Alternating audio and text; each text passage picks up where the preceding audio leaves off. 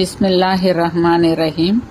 நம்முடைய குடும்ப பாதுகாப்பிற்காக, அதாவது மனைவி மக்களின் பாதுகாப்பிற்காக அனுபவபூர்வமான ஒரு அமல்.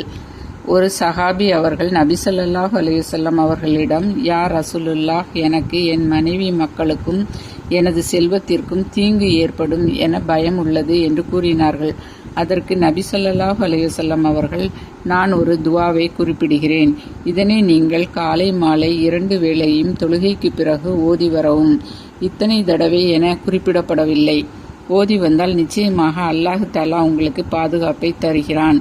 அதாவது அந்த துவாவானது, பிஸ்மில்லாஹி அலா தீனி வ நஃப்ஸி வ வலதி வ அஹ்லி வ மாலி. இதனுடைய பொருள், அல்லாஹ்வின் திருப்பெயரை கொண்டு என் மார்க்கத்தின் மீதும் என் ஆத்மாவின் மீதும் என் பிள்ளைகள் மீதும் என் குடும்பத்தின் மீதும் என் பொருளின் மீதும் பாதுகாப்பை தந்தருள்வாயாக என்பது இதனுடைய பொருளாகும். நிச்சயமாக அல்லாஹ் தஆலா பாதுகாப்பதில் மிகவும் சிறந்தவனாக இருக்கிறான்.